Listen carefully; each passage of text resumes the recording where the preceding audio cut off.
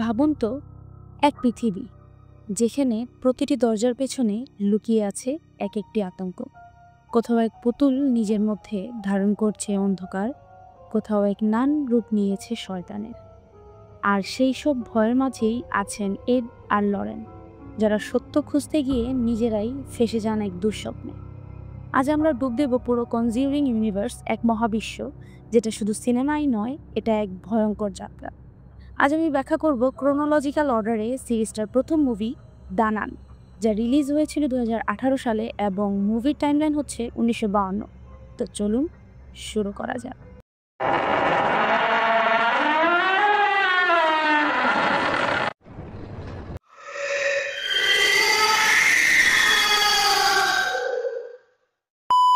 মুভির শুরুতেই আমাদের দেখানো হয় দুজন নান অ্যাবির একটি নির্দিষ্ট দরজার দিকে এগিয়ে যাচ্ছিলেন।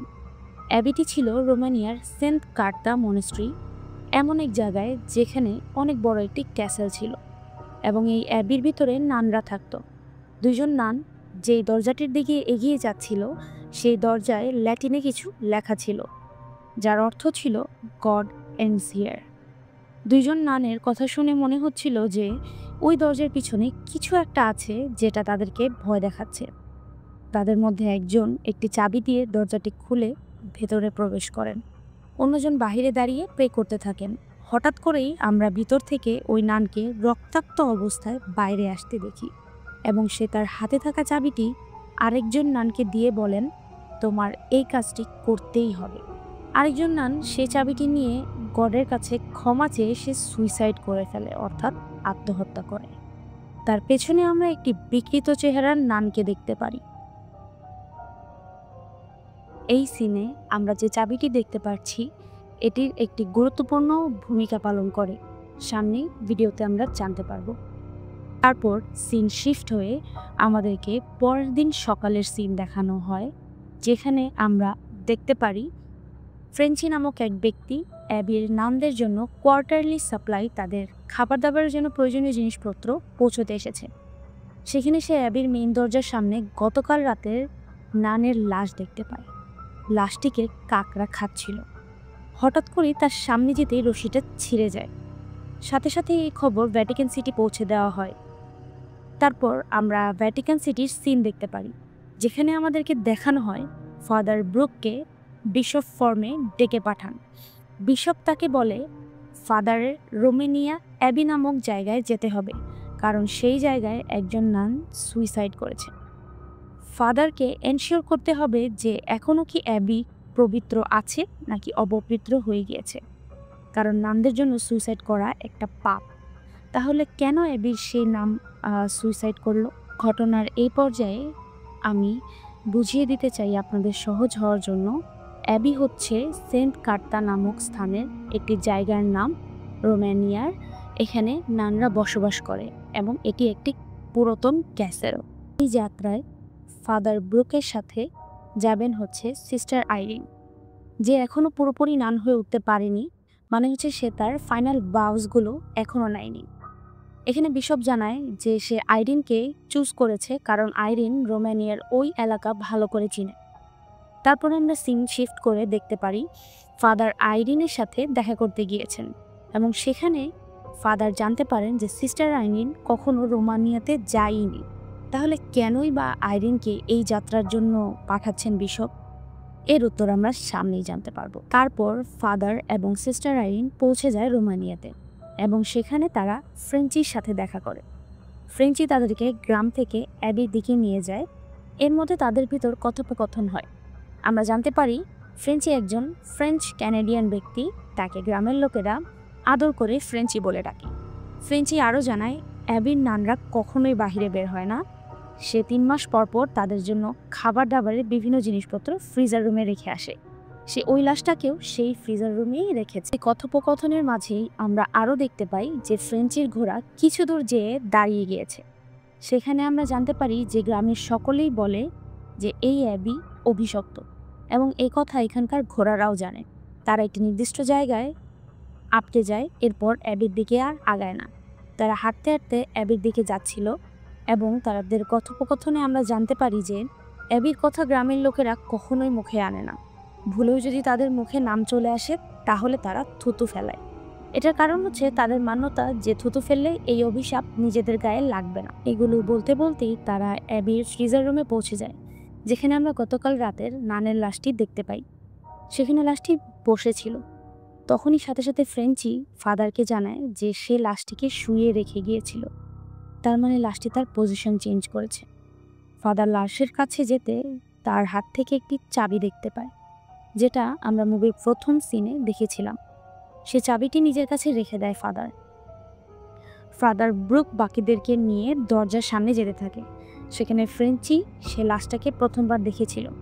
সারপ্রাইজিংলি লাশের রক্ত এখন পর্যন্ত শুকায়নি, অথচ সে মৃত্যুর পরে এখন 1 সপ্তাহ বেশি হয়ে গিয়েছে। সো রক্ত শুকিয়ে যাওয়ার কথা ছিল, কিন্তু রক্ত এখনও সেমাই লিকুইড একটি অবস্থানে ছিল। যাই হোক, তারা তিনজনই অ্যাবির ভিতরে যায় এবং তাদের সাথে একজন নানের দেখা হয়, যার নাম ছিল অ্যাবিস। তিনি এদেরকে জানান যে তারা চাইলে এখানেই থাকতে পারে এবং ফ্রেঞ্চি গ্রামে ফেরত চলে যাবে 2 দিন পর তাদের দুজনকে নিতে আসবে।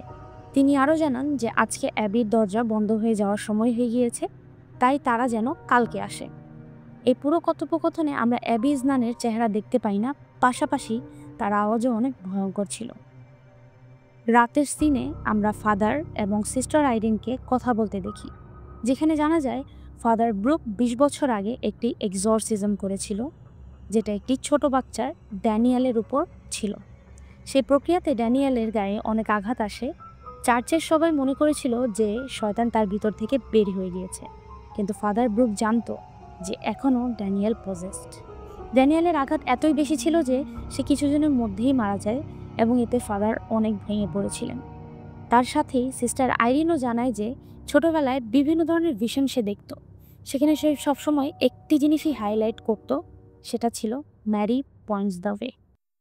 এটার জন্য সিস্টারের বাবা তাকে পাগল বলেছিল, কিন্তু সেই সময় বিশপ তাকে অনেক সাহায্য করেছে, যাকে আমরা প্রথমবার ফাদার ব্রুকের সাথে দেখা করতে দেখি। হয়তোবা এটাই কারণ হতে পারে বিশপ ফর্মের সিস্টার আইরিনকে চুজ করার জন্য। অন্যদিকে আমরা ফ্রেঞ্চিকে গ্রামের দিকে যেতে দেখি। তখন সে এবির সেমিটারির সামনে দিয়ে যাচ্ছিল এবং ফ্রেঞ্চি সেই নানটিকে দেখতে পায়। সেই নানটি তার গলায় ফাঁসি লাগাচ্ছিল। ফ্রেঞ্চি তার কাছে যেতেই সেই নানটি তার উপর হামলা করে। ফ্রেঞ্চি কোনোভাবে সেমিটারি থেকে বেঁচে ফিরে। রাতেই আমরা দেখি ফাদার ব্রুকের হঠাৎ করে একটি মিউজিক্যাল ইনস্ট্রুমেন্টের সাউন্ডে ঘুম ভেঙে যায়।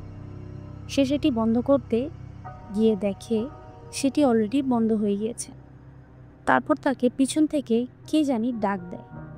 হুট করে সে তার পিছে পিছে যেতে থাকে এবং কিছু দূর যেয়ে দেখে যে সেটি অ্যাকচুয়ালি ড্যানিয়েল।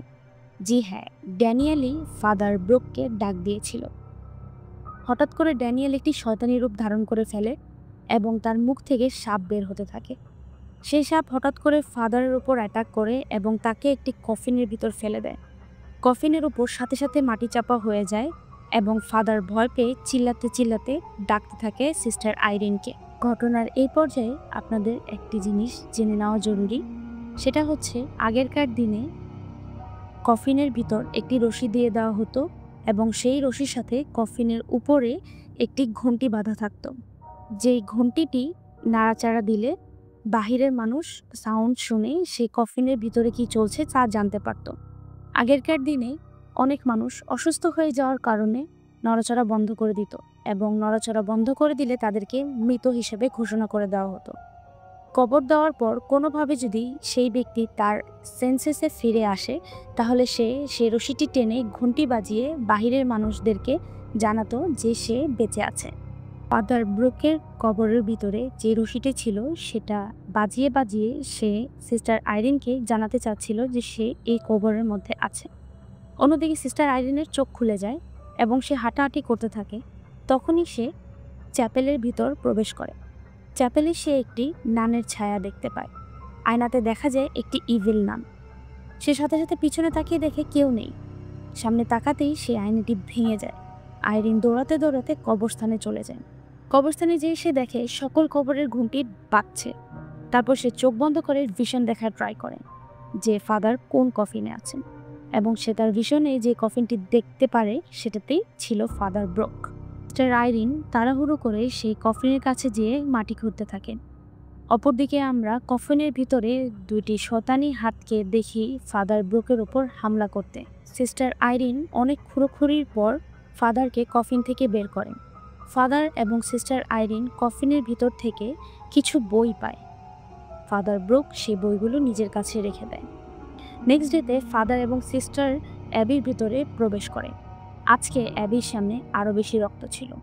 যাই হোক, তারা ভেতরে প্রবেশ করে দুজন আলাদাভাবে খুঁজতে থাকে। সিস্টার আইরিন আরও কিছু নানদেরকে খুঁজে পায়। তারা প্রে করছিল। তাদের মধ্যে একজন ছিল সিস্টার ওয়ানা।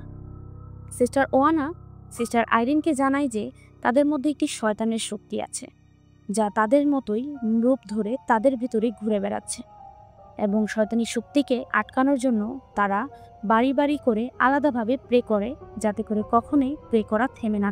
সে সিস্টার আইরিনকে আরও জানায় এই অ্যাবির ইতিহাস।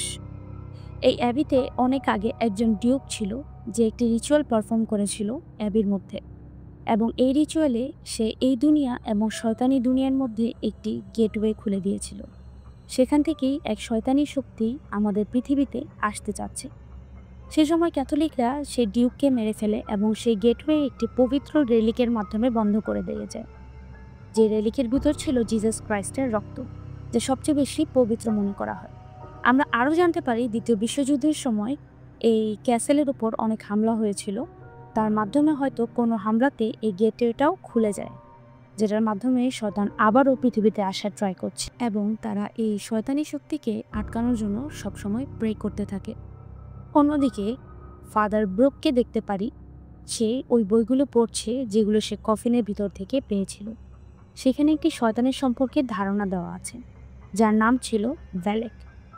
এই ভ্যালেক সাপদের কন্ট্রোল করতে পারে, যার কারণে আমরা মুভিতে বেশিরভাগ সময়ই ভ্যালেকের সাথে সাপের কানেকশন দেখতে পারি, এবং আমরা ড্যানিয়েলের মুখের থেকেও সাপ বের হতে দেখতে পেয়েছিলাম। তারপর সিন শিফট হয়ে ফ্রেঞ্চিকে দেখানো হয় যে একটি বারে বসেছিল, এবং সেখানে সেই গ্রামের লোকজনদের সাথে কথা বলছিল।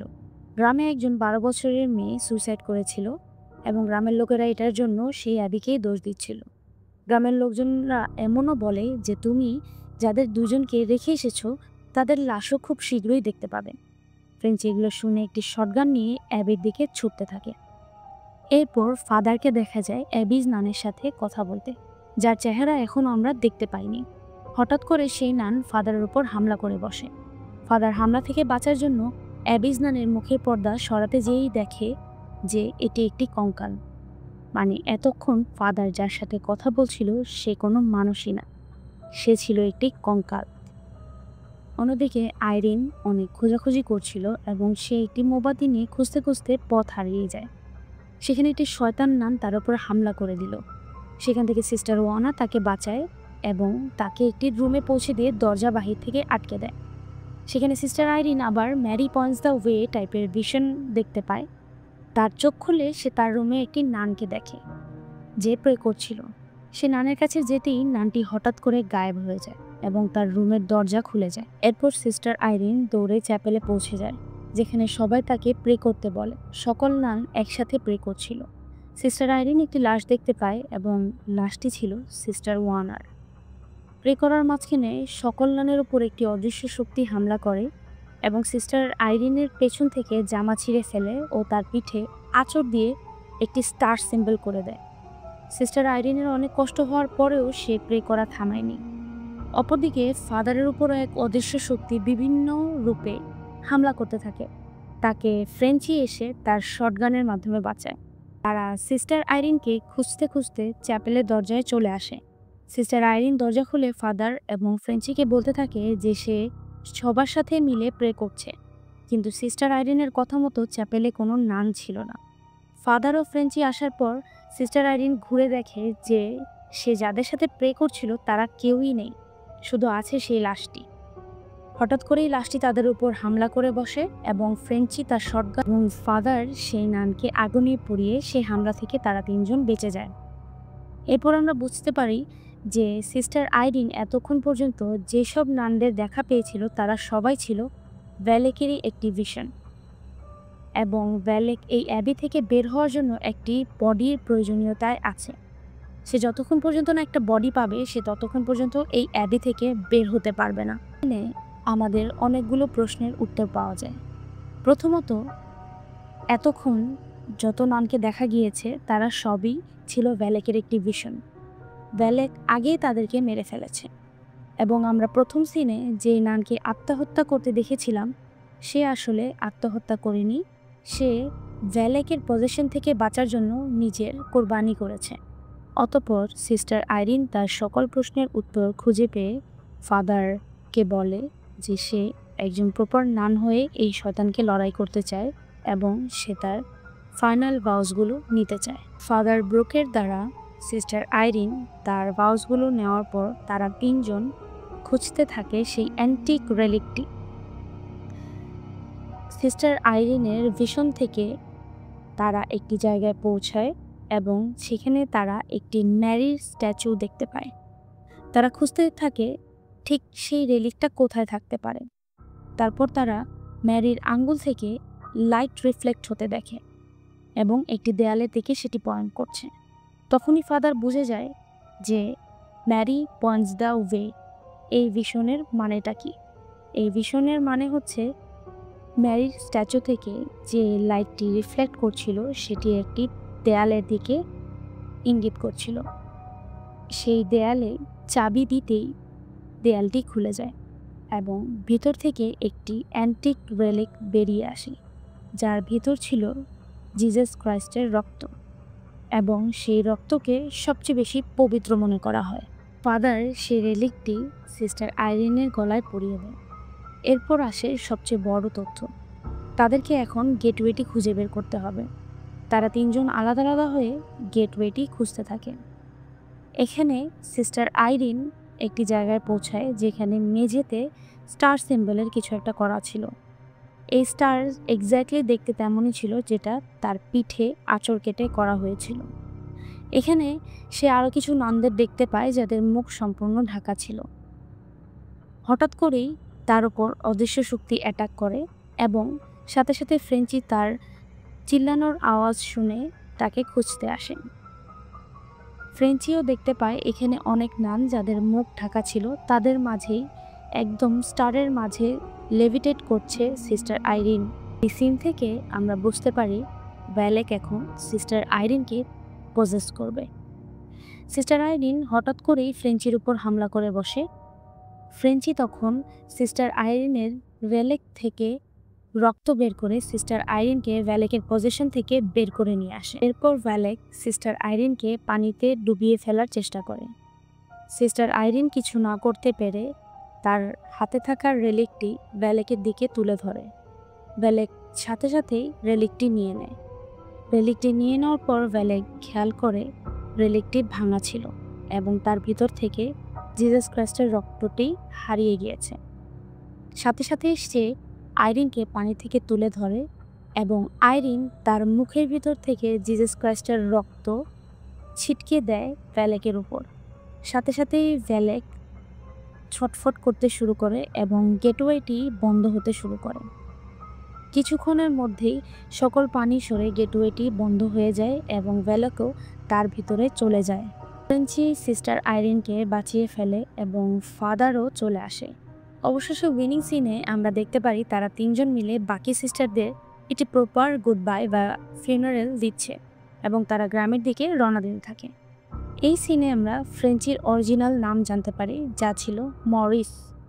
উইনিং সিন দেখে আমাদের কাছে মনে হতে পারে ভ্যালেক তার দুনিয়ায় ফিরে গিয়েছে, কিন্তু আসলেই কি তাই? যদি সে তার দুনিয়াতে ফিরে যেয়ে থাকতো তাহলে কি কনজুরিং 1, 2 এগুলো রিলিজ হতে পারত?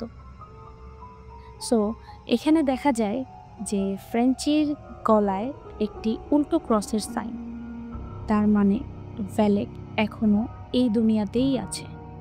কিন্তু সেটা কিভাবে? এর সাথে সাথেই সিন শিফট হয়ে আমাদেরকে 20 বছর পরের ঘটনা দেখানো হয়, যেখানে কনজুরিং মুভির একটি সিন দেখতে পাই। আর সেখানে এড এবং লরেন্স একটি প্রজেক্ট দিচ্ছিলেন। প্রেজেন্টেশনে তারা দেখাচ্ছিল একজন ফ্রেঞ্চ ক্যানাডিয়ান ব্যক্তি সম্পূর্ণভাবে শুদ্ধ ভাষায় ল্যাটিন বলছিল কিন্তু সেটা কিভাবে সম্ভব, এবং তার গায়ে বিভিন্ন জায়গায় উল্টো ক্রসের সাইন দেখা যাচ্ছিল। এই প্রেজেন্টেশনেই আমরা অডিয়েন্স হিসেবে প্রেরণ ফ্যামিলির একজনকে দেখতে পারি, এবং মুভির লাস্ট সিনে আমাদের দেখানো হয় যে কিভাবে ভ্যালেক ফ্রেঞ্চিকে পজেস করেছিল। ফ্রেঞ্চির উপর হামলা করার সময় ভ্যালেকের মুখের থেকে একটি সাপ বের হয়ে ফ্রেঞ্চির ভিতরে চলে যায়, যেখানে ফ্রেঞ্চি আসলে ভ্যালেক দ্বারা পজেসড হয়েছিল এবং ভ্যালেক আমাদের দুনিয়ায় চলে এসেছে। এখানে ভ্যালেকের উদ্দেশ্য সম্পূর্ণভাবে সফল হয়েছে। তার একটি শরীর প্রয়োজন ছিল অ্যাবি থেকে বের হওয়ার জন্য, এবং সেটি ফ্রেঞ্চির মাধ্যমে পেয়ে গিয়েছে। এতক্ষণ আমরা দানান মুভির ঘটনার সম্পূর্ণ ডিটেলসে জানলাম, এবং তার সাথে দ্য কনজিউরিং মুভি কীভাবে লিঙ্ক করা হয়েছে সেটাও বুঝতে পারলাম। আমরা এর পরের ভিডিওগুলোতে কনজিউরিং সিরিজের বাকি মুভিসগুলো এক্সপ্লেন করে থাকবো। আশা করি আপনাদের সকলের ভালো লেগেছে, এবং ভালো লেগে থাকলে সাবস্ক্রাইব বাটন প্রেস করুন এবং ফিউচার আপডেটস পাওয়ার জন্য বেল আইকনে ক্লিক করবেন। তাহলে আজকের জন্য এখানেই শেষ করছি। দেখা হবে নতুন কোনো ভিডিওতে with lots of details for movies, and ততক্ষণের জন্য টাটা, বাই বাই।